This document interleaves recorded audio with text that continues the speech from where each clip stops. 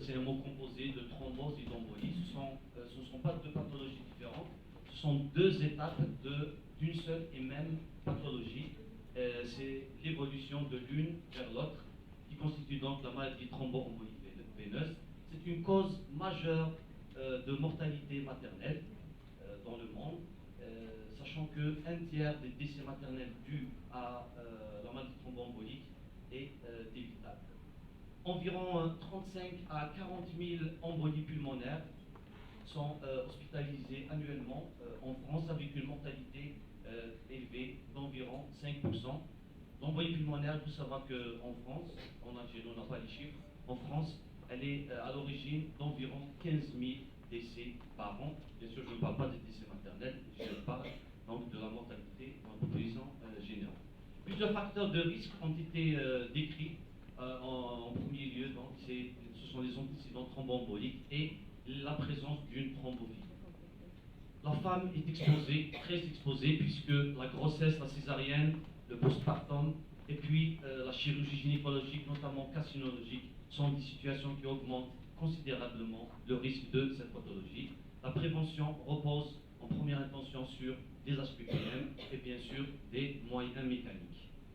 La dose et la durée des traitements seront ajustés au niveau du risque, ce risque-là qu'il faut évaluer au cas par cas.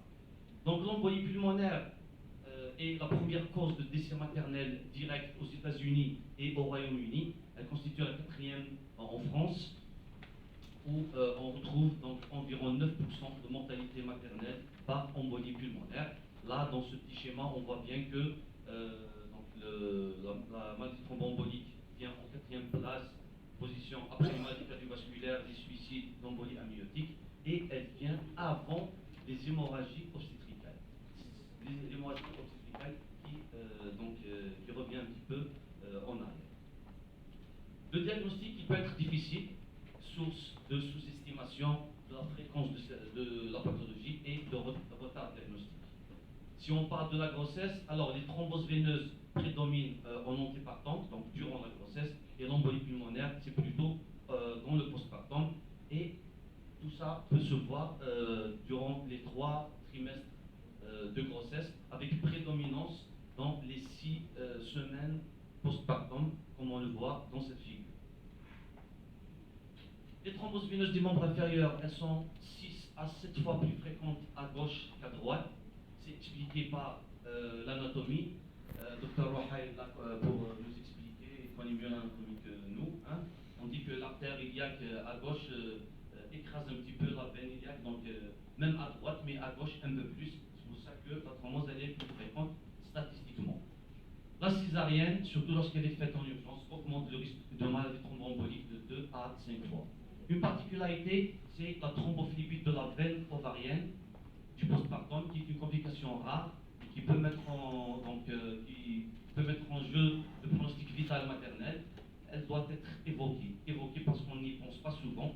Donc dans le postpartum, on a une fièvre, une douleur abdominale, elle peut même simuler une urgence chirurgicale telle qu'une appendicite. Et là, le diagnostic, il faut l'évoquer et demander une angio-IRM idéalement pour faire le diagnostic.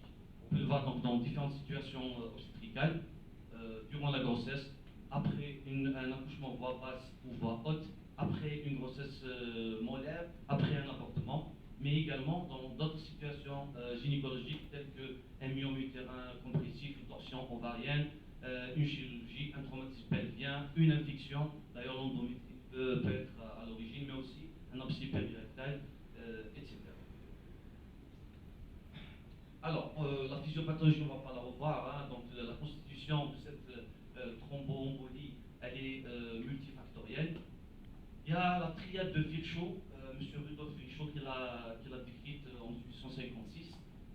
C'est la stase veineuse, l'hypercoagulabilité et l'altération endothéliale. Cette triade-là, elle est accentuée durant la grossesse, surtout si la femme enceinte est alitée et immobilisée. Certaines modifications de la grossesse également aggravent ce risque thromboembolique, notamment, c'est ce qu'on voit sur ce tableau, donc il y a augmentation de plusieurs facteurs de coagulation et diminution, augmentation des inhibiteurs des fibrinolytiques et diminution de la protéine S qui est une anticoagulante naturelle. Alors, les facteurs de risque décrits en population générale sont surtout donc, la sédentarité, l'alitement, la présence d'une néoplasie, la prise de contraception, l'âge avancé, bien sûr, présence d'antécédents thromboemboliques et de thrombophilie. Plusieurs pathologies médicales également aggravent le risque. La présence d'une obésité, le tabagisme et bien sûr l'insuffisance rénale, tous ces facteurs-là qui peuvent se voir durant la grossesse. Mais quand même, durant la grossesse, il y a des facteurs spécifiques à la femme enceinte. C'est donc l'âge qui est supérieur à 35 ans. On va pas reparler. Alors, l'IMC supérieur à 30, la nulliparité, grossesse multiple, la présence d'un diabète gestationnel ou d'un diabète chronique, d'une HTA chronique, gravidique et surtout d'une prééclampsie, une césarienne, surtout si elle est faite en urgence, la présence d'une hémorragie durant la grossesse ou dans le postpartum, sachant que toute hémorragie appelle la coagulation, présence d'une infection du postpartum, le tabac, la drépanocytose et une grossesse induite par FIV. Alors, la procréation médicalement assistée n'augmente pas vraiment le risque de maladie thromboembolique. Par contre, s'il y a apparition d'un syndrome d'hyperstimulation ovarienne, là, il est recommandé de mettre une prophylaxie par HPPM jusqu'à 3 mois après la résolution de ce syndrome.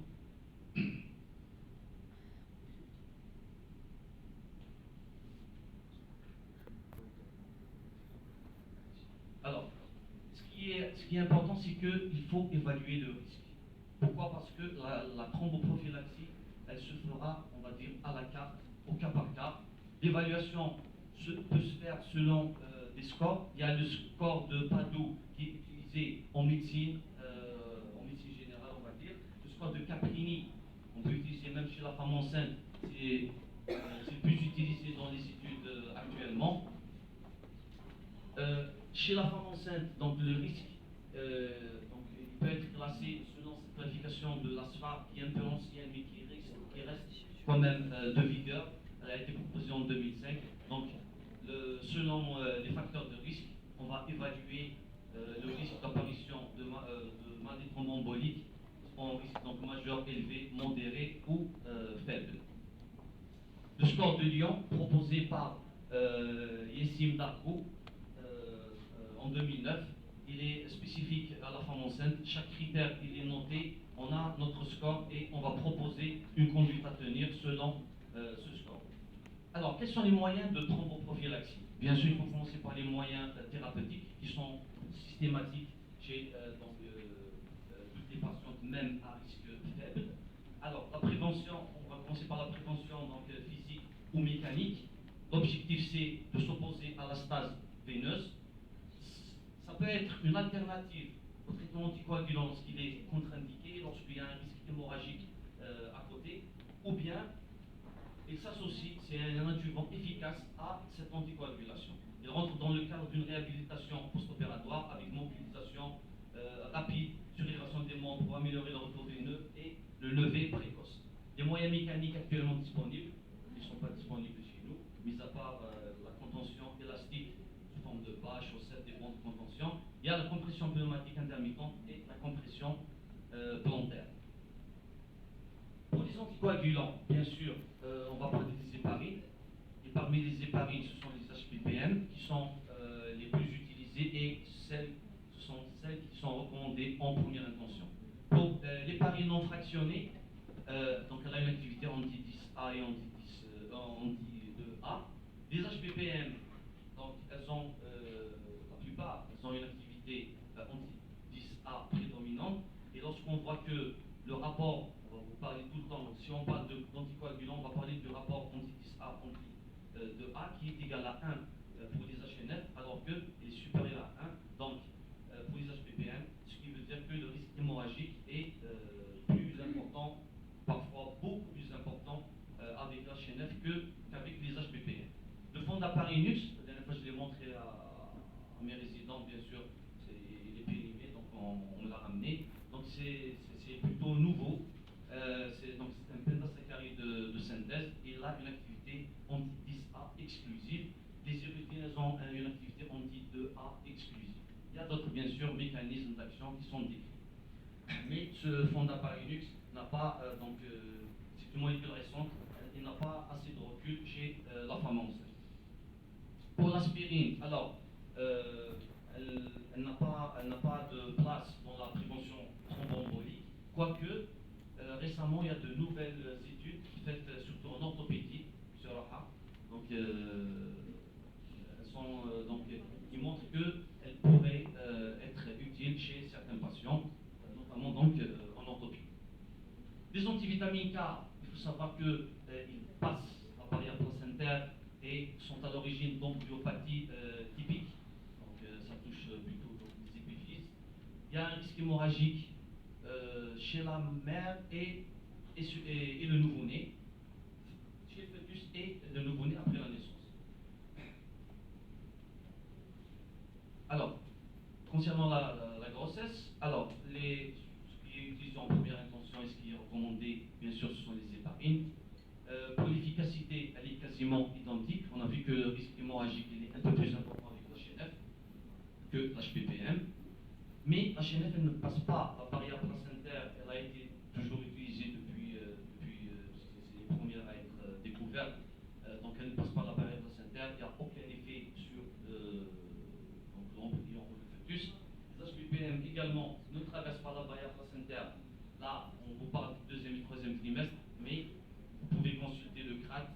Les HPPM ne passent pas la barrière placentaire, même si on les donne, et d'ailleurs on les donne au premier trimestre. Il n'y a aucun problème, aucun risque de malformation ou d'hémorragie néonatale. Les paris ne modifient pas le cours de la grossesse, donc on les met, si elles sont indiquées, on les met. Il y a ma petite ténénène qu'on ne connaît pas, elle est encore trop petite. Il y a un risque d'ostéoporose, bien sûr, lorsqu'elles sont utilisées à long terme, plus de 6 mois. D'ailleurs, les indications c'est exceptionnelles où on donne une héparine au-delà de 6 mois. Elles sont exceptionnelles, on peut les donner quand même.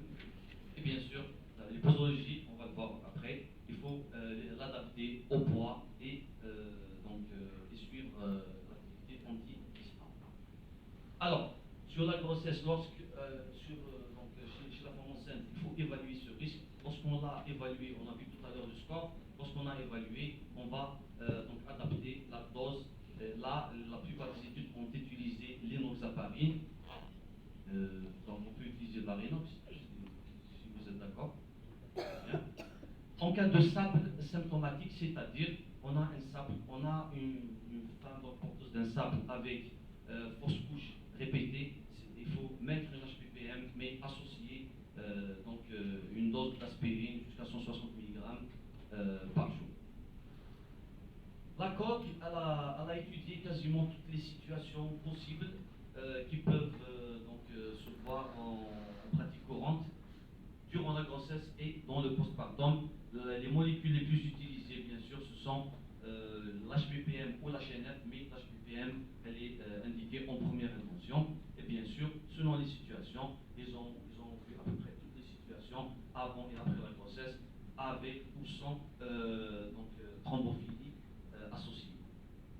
Certaines équipes considèrent la présence d'antécédents obstétricaux tels que la prééclampsie sévère, des morts fœtales in utero comme des situations à risque, des patients à risque. Et là, ils mettent systématiquement une HPPM pour les grossesses ultérieures, quoique la preuve n'a pas été démontrée dans la plupart des études que ça pourrait réduire ce risque, mais on a le groupe de obstétrique belge qui le recommande sans avoir la preuve. Bien sûr, on a parlé tout à l'heure du sable. En dehors du sable, même une patiente qui présente des fausses couches répétées, ce n'est pas une indication à une HPPM associée à une aspirine, quoique c'est ce qu'on voit, on voit beaucoup de nos collègues qui donnent ça, c'est pas recommandé. on vient de passer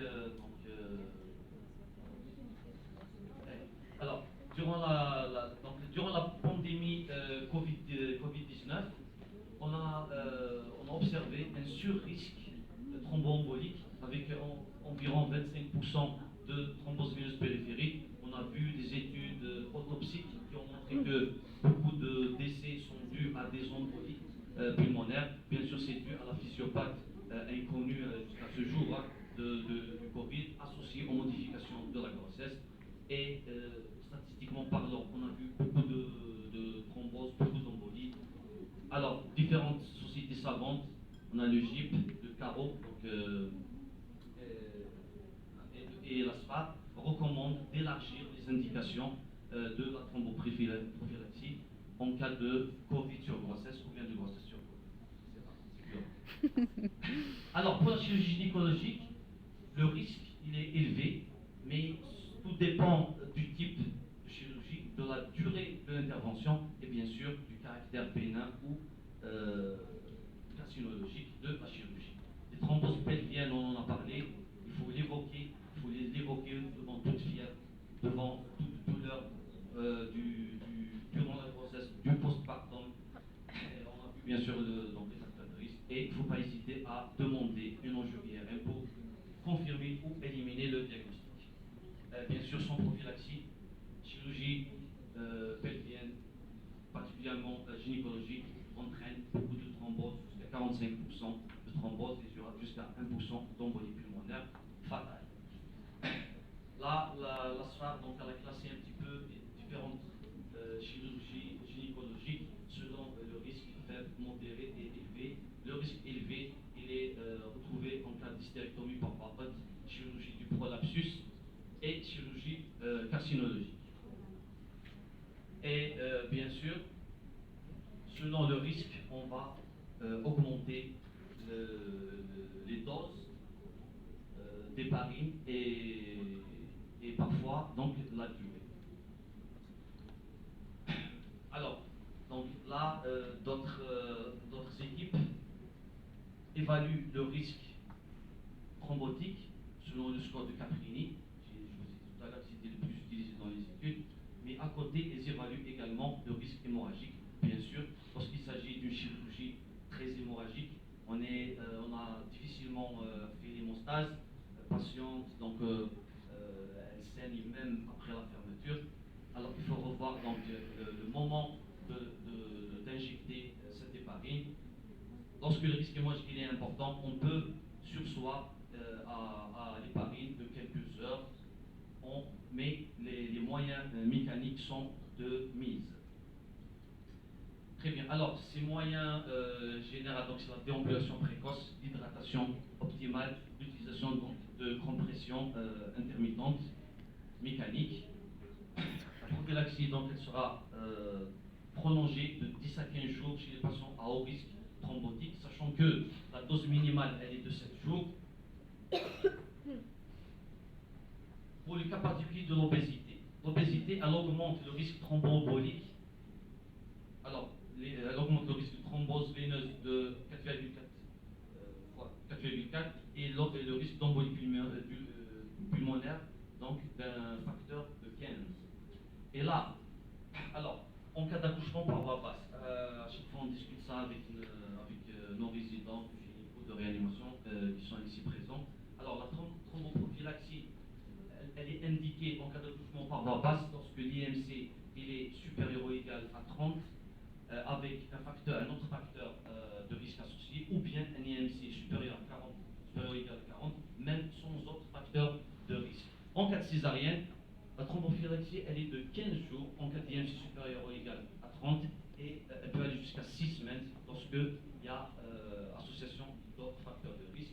Et là, dans ce tableau, on peut retrouver dans le MAPAR 2016 de la réanimation, on va augmenter les doses selon le poids. Et dans le dernier congrès du GIP en 2018, alors il propose de donner 3000 à 4000 unités en 10A toutes les 12 heures en cas d'IMC supérieur ou égal à 40 kg par mètre carré. On a parlé de la prophylaxie pour le traitement, parce qu'on peut être amené à traiter une thrombose, là, même avec ou sans, prophylaxie, on peut avoir donc, une thrombose, et là, ça sera un traitement par HPPM en première intention. Et si on prend l'exemple de l'enoxaparine, c'est 10 mg tous les kilos 2 fois par jour. Je donne cet exemple, c'est pas parce qu'ils sont là, nos amis de Francfort, en fait, c'est pour ça, mais donc c'est parce que tout simplement c'est ce qu'on utilise, hein, c'est ce qu'on utilise dans le service en première intention. Et durant la grossesse, si on met une prophylaxie, on peut ne pas suivre l'activité anti-10 A, une formule surveillée régulièrement suffit largement. Par contre, lorsqu'on donne un traitement curatif, il est très conseillé de suivre cette activité anti-10 A. La durée du traitement par HPPM, elle va de 3 à 6 mois en cas de cancer. Donc lorsqu'il y a une néoplasie, il ne faut pas hésiter à traiter par HPPM de 3 jusqu'à 6 mois. Au-delà de 6 mois, il faut discuter donc la mise de relais par des ADK. Alors,